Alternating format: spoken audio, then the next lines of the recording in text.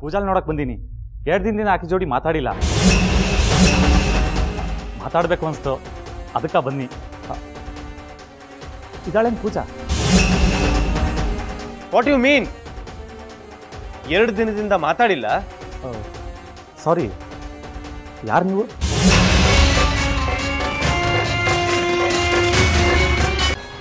ಯಾರೋ ಅಪರಿಚಿತರು ಹೇಳಿದ ಮಾತು ನಂಬ್ತಿ, ನನ್ನ ಮಾತು ನಂಬೋದಿಲ್ಲ ಅಲ್ಲ? ಹೆಂಗ ನಂಬ್ಲಿ? ಹೋಟೆಲ್ ಖೋಲಿ ಸಹಿತ ನಿಮ್ಮ ಹೆಸರೊಳಗ ಬುಕ್ ಆಗ್ಯದ. ಬಿಲ್ಲು ನಿಮ್ಮ ಕಾರ್ಡ್ನಿಂದನ ಕಟ್ಟಿರಿ. Mr and Mrs Niranjan Sardeshpande ಹೆಸರಿಂದ. ಇವತ್ತು ನನ್ನ ಮೇಲೆ ಯಾರಿಗೂ ಭರೋಸಾ ಇಲ್ಲ, ನಿನಗೂ ಇಲ್ಲ. ಇಲ್ಲ, ನನಗ್ ನಿಮ್ಮೇಲೆ ಭರವಸೆ ಇತ್ತು ಅಣ್ಣಾರೆ.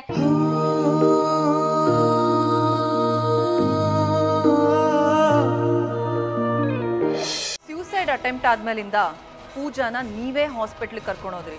ಅಲ್ಲೂ ಜಾಣ್ತನ ನಿಮ್ದು. ನಿಮ್ಮ ಜೊತೆ ಯಾರನ್ನೂ ಕರ್ಕೊಂಡು ಹೋಗ್ಲಿಲ್ಲ ನೀವು. ಯಾಕೆ ಅಂದರೆ ಈ ಕೆಲಸನ ಗುಟ್ಟಾಗಿ ಮಾಡ್ಬೋದು ಅಂತ. ಹಾಸ್ಪಿಟ್ಲಿಂದ ಪೂಜಾನ ಹೋಟೆಲಿಗೆ ಕರ್ಕೊಂಡು ಹೋದ್ರಿ. ಹೋಟೆಲ್ನಲ್ಲಿ ಪೂಜಾನ ಚಾಕುವಿಂದ ಚುಚ್ಚಿ ಕೊಲೆ ಮಾಡಿದ್ರಿ.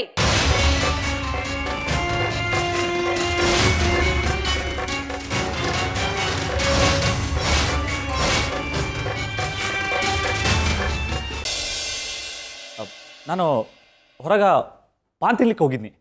ಸುಳ್ಳನ್ನ 1000 ಸತಿ ಹೇಳಿದ್ರು ಅದು ಸತ್ಯ ಆಗಲ್ಲ. ನಾನು ನಿನಗೆ ಇವತ್ತು ರಾತ್ರಿ ತನಕ ಟೈಮ್ ಕೊಡ್ತೀನಿ. ನಾಳೆ ಮುಂಜಾನೆ ಸ್ಟೇಷನ್ನಿಗೆ ಬಂದು ನೀನೇ ಸರೆಂಡರ್ ಆಗು. ಇಲ್ಲ ಅಂತಂದ್ರೆ ನಾನೇ ಬಂದು ಕೋಡ ಹಾಕಿ ಕರ್ಕೊಂಡು ಹೋಗ್ತೀನಿ. ನಿಮಗೆ ಅನಿಸ್ತದ ನಾ ಕೊಲೆ ಮಾಡಿನಂತ?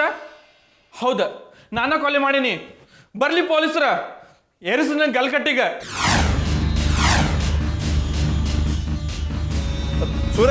ಸೂರಜ, ಯಾಕೋ ಏನಾಯ್ತ? ಏನ್ ಹೇಳಿ ಮಮ್ಮಿ, ಈ ಮನುಷ್ಯನ ನಂಬುದೇ ಇಲ್ಲ ಅಂತಾರ. ಸೂರಜ, ನಾ ಸುಮ್ಮನೆ ಕೇಳಿದ್ನಿ. ಸೂರಜ್,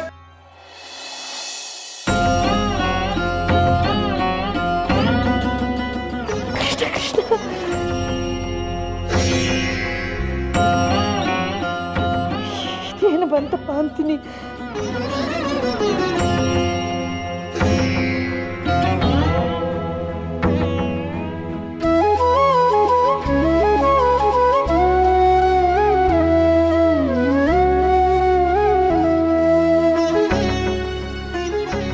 ತಲೆ ಕೆಟ್ಟ ನೆನಪಾದೇನು ನಿಂದು?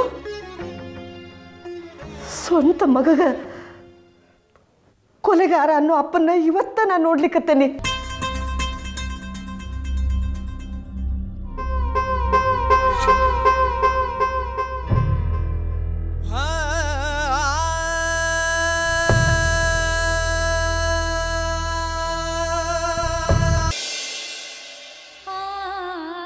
ಪೊಲೀಸ್ ಅಕ್ಕ ತುಂಬಾ ಒಳ್ಳೆಯವರಿದ್ದು ಸಾಗ್ದ, ಆದರೆ ಅವ್ರಿಗೆ ಒಂಚೂರು ತಿಳುವಳಿಕೆ ಅನ್ನೋದೇ ಇಲ್ಲ.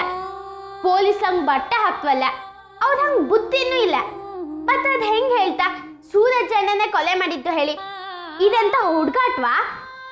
ಎಂತೆಂತ ಹೇಳ್ತು ಆ ಪೊಲೀಸ್ ಅಕ್ಕ. ನಿನಗೇನು ತಿಳಿಯೋಂಗಿಲ್ಲ ಗಂಗಾ.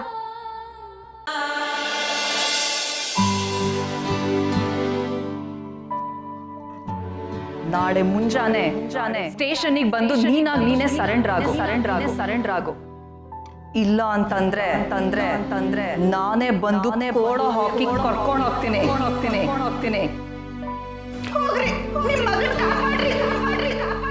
ಇಲ್ದಿದ್ರ ನಾನು ಹಿಂಗ್ ತಿಳ್ಕೋಬೇಕಾಗ್ತದೆ. ನೀವು ನನ್ನ ಗಂಡ ಅಷ್ಟ ಇದ್ದೀರಿ. ನನ್ನ ಮಕ್ಕಳಿಗೆ ಸರಿಯಾದ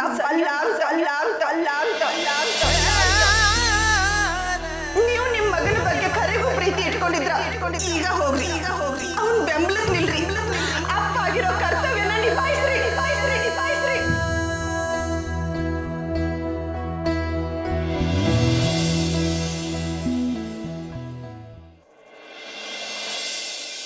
ಅಣ್ಣಾರು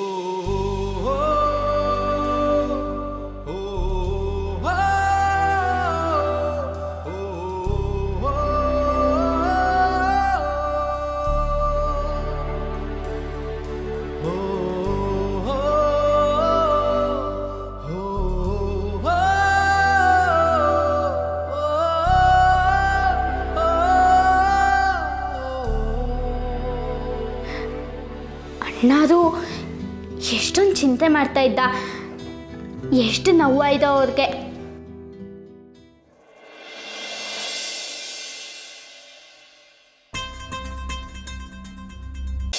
ನನ್ನ ಮಗನ ಭವಿಷ್ಯದ ಸಲುವಾಗಿ, ಈ ಪರಿವಾರದ ಸುಖಕ್ಕಾಗಿ ನೀವು ಕೆಲಸ ಮಾಡ್ಲಿಕ್ಕಬೇಕವ, ಮಾಡ್ಲಿಕ್ಕಬೇಕು.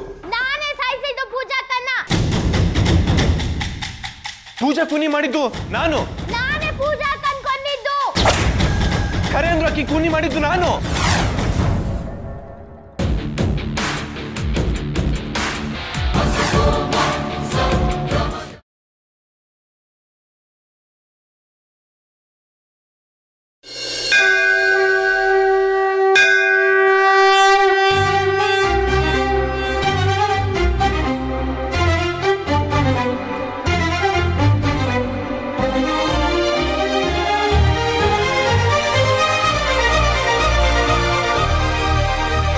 ದೇವ್ರೆ, ನಿನ್ನೆ ನಂಬಿ ಇಲ್ಲಿ ತನಕ ಬಂದಿದ್ದೀನಿ.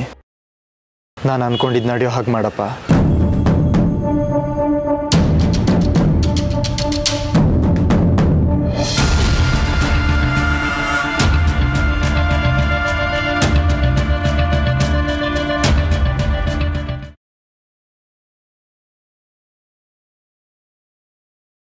ಹುಚ್ಚ ಅಂತ ಬರೆದಿರೋದೆಲ್ಲ ಬೈದಿರೋದಲ್ಲ. ಈಗ ನಮ್ಮ ಮನೇಲಿ ನಮ್ಮ ಅಪ್ಪ ಅಮ್ಮ ನನ್ನ ಹುಚ್ಚಿ ಅಂತಾರೆ. ಈಗ ನಾವು ತುಂಬ ಹತ್ರ ಆಗಿರೋ ಜೊತೆ ಮಾತಾಡ್ತೀವಲ್ಲ, ಹಾಗೆ ನಾನು ನಿಮ್ಮನ್ನ ಪ್ರೀತಿಯಿಂದನೇ ಹಾಕಿ ಕರೆದೆ.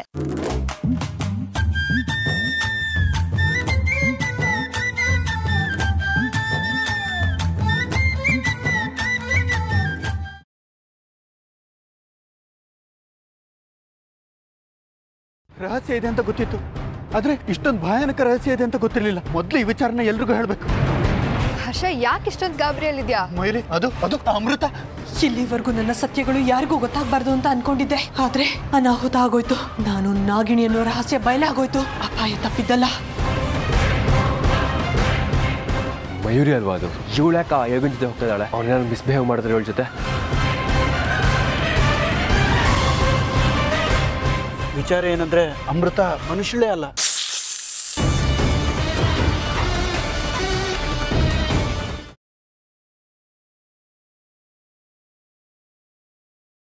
ಎಲ್ಲಿವರೆಗೂ ಶನಾಯ್ ಅವರ ಜೀವನದಿಂದ ದೂರ ಹೋಗಲ್ವೋ ಅಲ್ಲಿವರೆಗೂ ಯಾರು ಏನು ಮಾಡೋಕ್ಕಾಗಲ್ಲ. ಯಾರಾದರೂ ಒಬ್ಬ ಸ್ಮಾರ್ಟ್ ಆಗಿರೋ ಹುಡುಗ ಬಂದು ಅವಳ ಕಣ್ಣು ಗುರುನ್ ಬಿಟ್ಟು ಅವನ ಮೇಲೆ ಬೀಳೋ ಹಾಗಾಗಬೇಕು ಸರ್. ಎಸ್,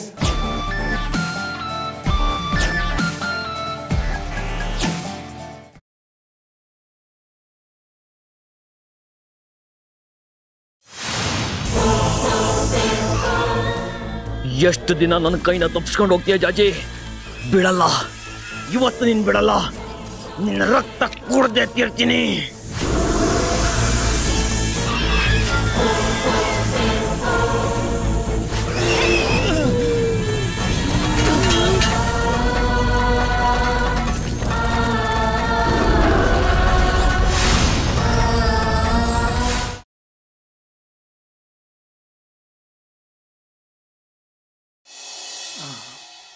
ಕದ್ದವ್ರು ಯಾರಮ್ಮ?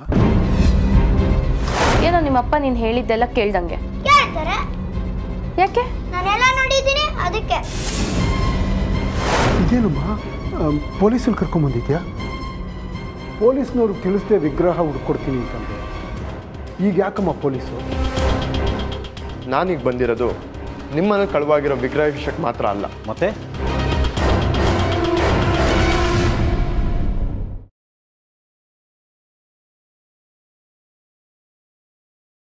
ನಾವು ಟೆಂಡರ್ನ ಸೋತ್ರೆ ಆ ಪ್ರಶ್ನೆ ಅದಕ್ಕೆ ಮೇಲೆ ಬರುತ್ತೆ. ಯಾಕೆಂದರೆ ಟೆಂಡರ್ ಮೊತ್ತ ಎಷ್ಟು ಅಂತ ಗೊತ್ತಿರೋದು ಅದಕ್ಕೆ ಮತ್ತೆ ಅಪ್ಪೆಗೆ ಮಾತ್ರ. ನೀವೇನು ತಲೆ ಕೆಡ್ಸ್ಕೊಬೇಡಿ ವಿದ್ಯಾ ಅವರೇ, ನಾನು ನಮ್ಮ ಸ್ಟಾಫ್ ಕಮಲಮ್ಮನ ತುಂಬ ಚೆನ್ನಾಗಿ ನೋಡ್ಕೋತೀವಿ.